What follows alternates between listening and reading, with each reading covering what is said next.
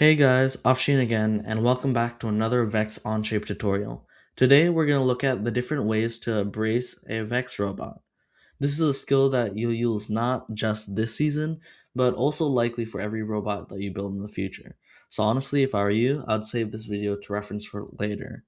As always though, if you're new to Onshape and you're looking how to professionally model a robot, check out the playlist on the top right.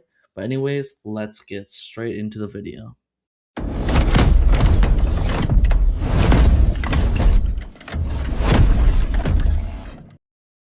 Alright, so for some context of what we're looking at, these are two halves of a drivetrain.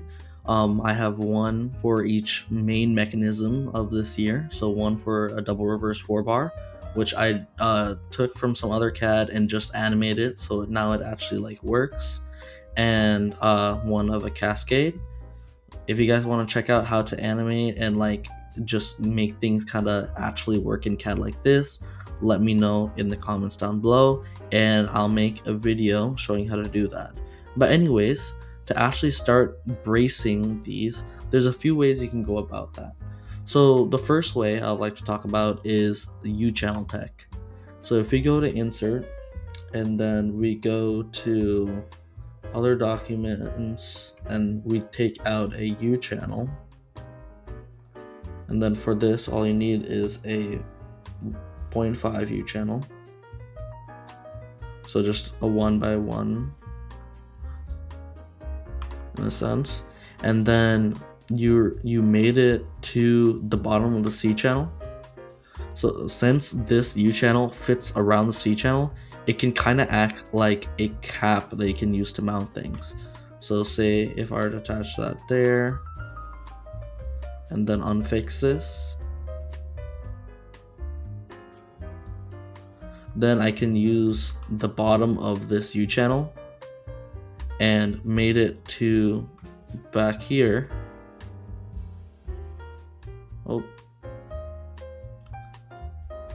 Made it to back here, and ta-da, now that's one thing that's one way of bracing it. However, if you guys are bracing it this way, I highly recommend to not only have it like this, and then while you're doing this, also try to have a box, try to box this area right here, which basically means just adding a spacer in between. So I bet I have one in here. Yeah, so kind of having a spacer in between, kind of like this, just to stop it and keep it just to stop it from spraying outward and keep it its actual U-channel shape. But the only downsides of it is that it's not as strong. Yeah, it counts as a brace, but I highly recommend pairing it with another brace. But this is a nice way to start. Another thing to note is that if you're doing this, these next stages of a cascade, they won't be able to go all the way down, especially because you need to add that boxing. Technically you could go without adding the boxing, but it will make your life a lot easier and it will keep this brace a lot stronger if you were to. But anyways, if we were to do the same for the cascade, not for the cascade, if we were to do the same for the DR4B, go here and just made it like so. If you guys haven't checked out the video on where I go about how to just all the shortcuts for just CADing things quickly, check that out on the top right. All the shortcuts and whatnot that I'm using will make a lot more sense, so S for this and whatnot. But yeah, that over here is using a U-channel is pretty chill. You'd still probably want to box it, but you wouldn't have to worry about it affecting the performance at all, just because there's nothing to worry about over here. But anyways, after the U-channel, the next thing is triangling things. At least that's what I like to call it. And this is basically where you try to form a triangle out of one of from here, from your braid, from your structure to the drivetrain. So one way to do this is you could use a high strength shaft. So if I were to say copy this high strength shaft, and then I'll probably have that as a revolute. you could say put this high strength shaft on here, and then connect it back to your drive base and make this neat little triangle. And in general, a rule for engineering, triangles are strong, so having that triangle will definitely brace this up a lot and keep this structurally in place. Instead of a high strength shaft though, you could also use standoffs and shaft collars. I would actually recommend this because while you could use the high strength shaft for its strength, the standoff and shaft collars will be about the same strength, or even if it's not the same strength, it will hold up against the forces if built correctly. And it's also a lot less weight compared to the high strength, because the high strength shaft is a full bar of steel, while those are aluminum, and that matters a lot because you want that triangle brace to go as high as possible. So having that much steel up there could affect your cog as well, not only just general weight. But say we use the high strength shaft, we can say put one triangle brace, say over here, and then just connect. Oh, that's a little high. Just edit it so it's a little lower. Okay, and then I'm not gonna go into the idiosyncrasies of actually like mating it properly. So for now, I'm just gonna kind of leave it like this and just fix it. And then we can do the same for the double reverse 4-bar, just so you guys can see how that would look. And then for the Cascade, obviously nothing's on it yet, so you'd want to design around everything that you want to put on it. For example, your spools, your bracing for the actual claw itself. So just keep that in mind while you're going through this process.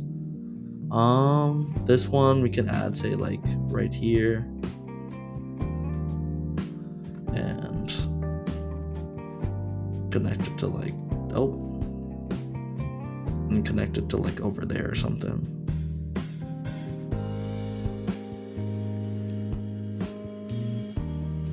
Or yeah, connect it down here, and then when you actually make it, you just cut it to length. So yeah, that's one example of triangle bracing this. Another way that's might be really prominent for this year, especially because of the low plastic use, is using plastic to brace pieces like this. And there's a few ways to go about that. You could either kind of form it as a sled where you connect from here to there to the C channel, so just from the outside of the drive base into there, or you could connect it from something like in here and then connect it back to over here. Honestly, whatever works best, whatever the scenario is. So like for example, I could create one real quick. If we were to go create a real quick square just to get some bearings, put it inside here. And then I'll only do, just for time's sake, I'll only do this for the Cascade, but the same, the process of doing it would be just the same. So then I could go to edit in context, delete these because that's not actually how I want it to look, and then create your plastic around here. I also have a video on doing this with an Odom pod that's linked in the top right, so if you guys haven't checked that out, that would be cool to check out. And then from there, you just want to say the holes that you want. So say we want this to be a little bit of a triangle, we can put one hole for connection there, one hole for connection there, and then say 2 inches away, so that would be 4 holes, 1, 2, 3, 4. Another one over there, another one over there. And then for now, I'm just gonna make this relatively basic. So we could say go up 4 inches, so that's 8 holes. So 1, 2, 3, 4, 5, 6, 7, 8. Bam and bam, and then add some more points here and here just to make this in line perfectly. So now that this is in line, we can make our actual structure around it.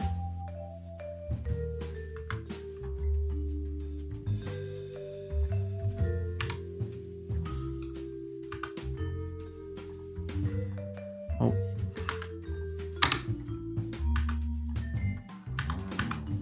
Yeah. And then a lot of this is just setting all the distances, getting everything exactly as you want. Again, 0.25. You usually want 0.25 of a 1/4 inch of material around holes, so that's my normal. I'd recommend you guys use that, but to each their own. And then what I like to do when I'm doing this is I'll actually create a cross from the top here. So bum bum, and then have this go down to this line. And if we create another circle here, and then have this one set equal to that circle of that 1/2 inch diameter, and then just have that connect to that, and trim that off. Oh, okay, so it seems we need that. So then we can just trim these off.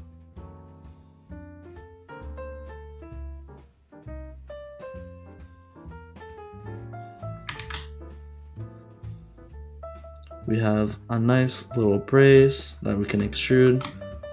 Bum bum bum bum bum.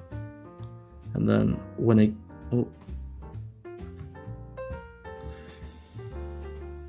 when it shows up like that, what you can do to just quickly highlight everything is actually just hide everything. If you'll hide all instances. And then when you go to extrude, so just Shift E. Come on, you can load.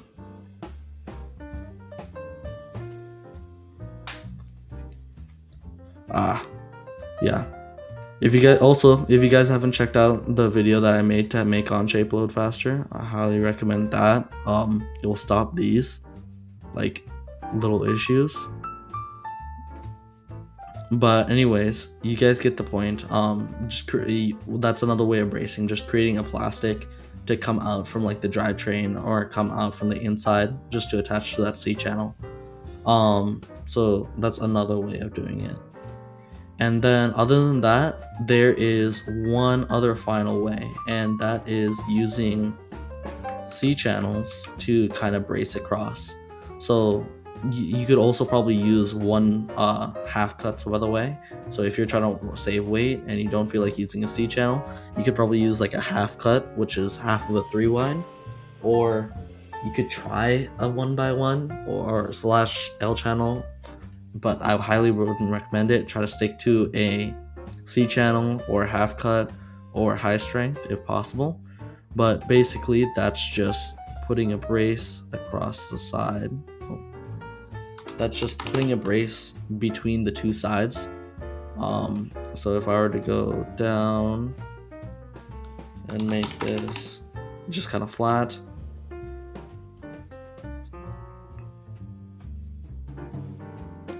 and then you could make this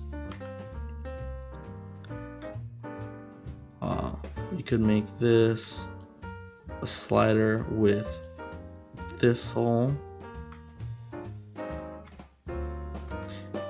Check that it doesn't merge, and if it merges, which it will merge if you're using the U channel as well, then you can just go back a hole, and then you can set the slider to whatever hole on this side that you want it to be. So like say you want it to be over here, then you can set your other slider. So one there, and then one there. and that'll automatically set it in place, and then you could just put the screws and spacers and whatnot, and that'll act as another brace. And then same thing for the DR4B. It's relatively self-explanatory though, just 2 sliders. But anyways, that is all the main ways that I can think of at the moment for bracing. If you guys find or think of any other ways, let me know down in the comments. If you like the video, like, share, subscribe, and all the whole shebang. But anyways, have a good day, and we'll see you next time.